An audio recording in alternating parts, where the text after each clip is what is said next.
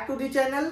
तो बच्चों, आज की इस वीडियो में हम लोग सैंपल पेपर जो थर्ड सॉल्व कर रहे थे उसका लास्ट क्वेश्चन करने वाले हैं।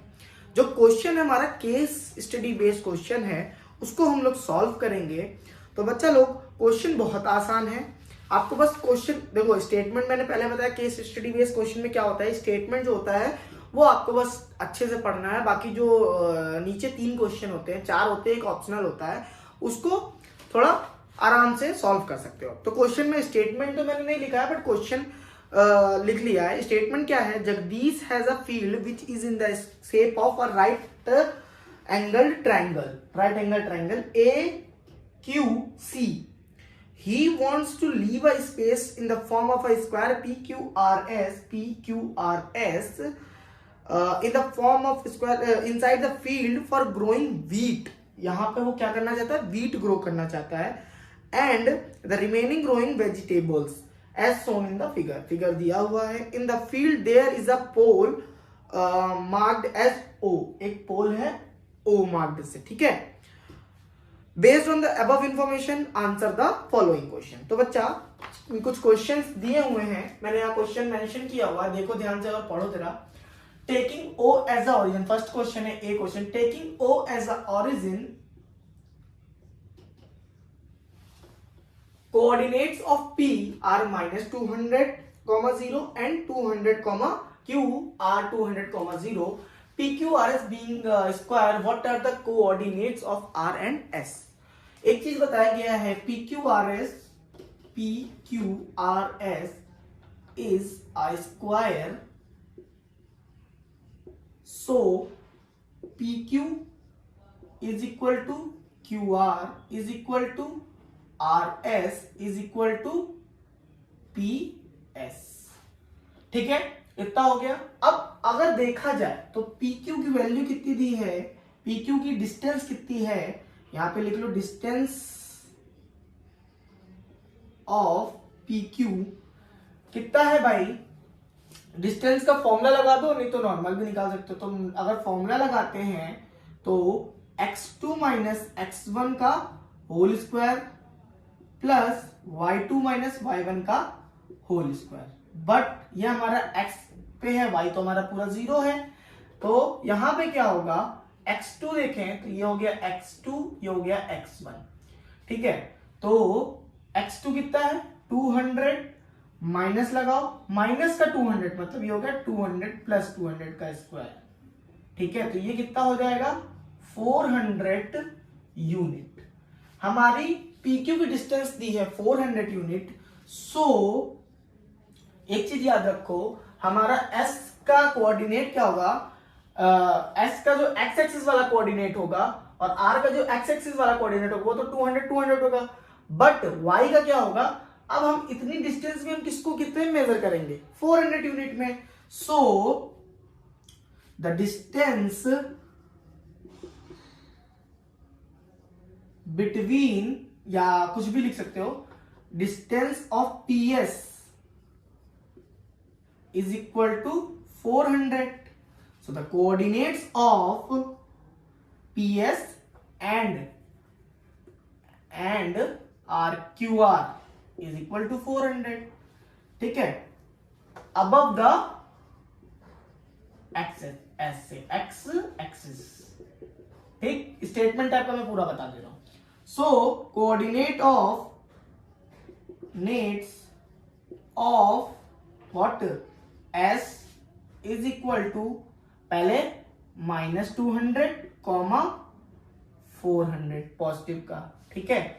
And R is equal to 200, 400, ठीक है बच्चा। ये हमारा ए ऑप्शन, ए क्वेश्चन था, उसका आंसर था। अब बात करते हैं आंसर बी। तो आंसर बी की बात कर लेते हैं। आंसर बी क्या कहता है, देखो, What is the area of square PQRS? Area of square निकालना है, तो area of square is equal to side into side, ये फॉर्मूला होता है। तो साइड कितना है 400 इंटू 400, कितना हो जाएगा 4 4 जा 16, 00 1,00,000 कितना हो जाएगा भाई बताना जरा, 1,60,000 यूनिट स्क्वायर। यह हमारा बी वाला हो गया। अब बी में एक ऑप्शनल है आर, मतलब बी में एक ऑप्शनल है, उसको करते हैं ऑप्शनल वाले को यहां लिख लेते हैं ऑप्शनल, इसको ब्लैक से कर देते हैं इससे थोड़ा अलग हो जाए।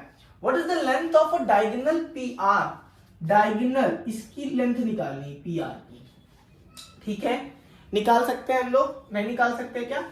देखो दो तरीके से निकाल सकते हो, एक तो डिस्टेंस फॉर्मूला लगा सकते हो, इसका भी कोऑर्डिनेट पता है, इसका भी कोऑर्डिनेट, इसका कोऑर्डिनेट कितना है 200 और 400, इसका तो पता ही है, इसका हम लोगों ने निकाल ही लिया है। एक इससे निकाल सकते हो, दूसरा क्या निकाल सकते हो, हाइपोटेन्यूज वाला कर सकते हो, ठीक है, किसी भी कर लो। तो इन ट्राइंगल बोले कुछ भी बोल लो, हाँ, in triangle P Q R angle Q is equal to 90 degree, square है क्योंकि, ठीक। दूसरी चीज अब क्या करेंगे, सेकंड हमारा कैसे करेंगे भाई, हाँ 90 हो गया। अब पी क्यू नहीं पी आर का square is equal to P Q का square plus P Q R का स्क्वायर, ठीक है। तो P Q square plus Q R तो दोनों सेम है, इसको क्या लिख देंगे, P Q square, since P Q is equal to Q R, तो P Q square plus P Q square is equal to 2pq square. ये P R square is equal to चल रहा है, ठीक है। तो P R is equal to हो जाएगा अंडर रूट में 2pq स्क्वायर, कितना आ जाएगा pq रूट 2, pq की वैल्यू कितनी है 400 रूट 2 यूनिट, ये हमारा क्या हो जाएगा डायगोनल आ जाएगा, ठीक है बच्चा। सी पार्ट देखते हैं, इसको इरेज कर लेते हैं पहले। तो बच्चों जो सी पार्ट है उसको देखो कैसे करते हैं, कैसे करेंगे, आंसर सी क्या है, if S divide C A in the ratio K ratio 1, अगर इसको थोड़ा नॉर्मली बात करें, कोऑर्डिनेट ज्योमेट्री में हम लोग ने पढ़ा था, एक ये हमारा सी है, ये ए है, ठीक है, एक पॉइंट है एस जो डिवाइड कर रहा है के रेशियो 1 में, समझा रहा हूं, समझ जाओ। What is the value of के वेयर पॉइंट ए इज 200, 800, सी की वैल्यू क्या दी है, सी की वैल्यू कुछ दी है क्या, सी की वैल्यू हमें कुछ पता नहीं है, तो इसको ले लेते हैं x, y, ठीक है, हमें पता नहीं है एक्चुअली में, इसलिए हमने इसको x, y ले लिया। अब बच्चा देखो हम लोग इससे कैसे निकाल सकते हैं, अगर हम बात करें, हमें तो कुछ भी एक भी वैल्यू पता नहीं है, ठीक है, बट हम एक चीज जानते हैं, s की वैल्यू हमें कितनी पता है, s की वैल्यू हमको पता है, s की वैल्यू हम लोग निकाली थी कितनी, -200, 400, ठीक। तो हम लोग आसान है करना, कुछ भी कर सकते, कैसे भी कर सकते हैं। देखो एक फॉर्मूला हमने पढ़ा था, x के लिए अगर बात करते हैं तो m2x1 plus m1x2 whole upon m1 plus m2, and y के लिए अगर बात करें तो m2y1 plus m1y2 upon m1 plus m2, ठीक है। यहां पे कोई भी फॉर्मूला लगा सकते हो, अगर x की बात करते हो x भी लगा सकते हो, बट हम लोग यहां पे लगाएंगे y, क्यों, क्योंकि देखो यहां पे हमारा y जो होगा ये कितना होगा 0 होगा, क्योंकि हमारा x एक्सिस पे है, तो हम y लगाएंगे, इससे हमारा थोड़ा कैलकुलेशन कम हो जाएगी। अब y मिड पॉइंट क्या, y की वैल्यू क्या है 400, ये हमारा x, y होता है जो ये दिए होते हैं, ठीक है।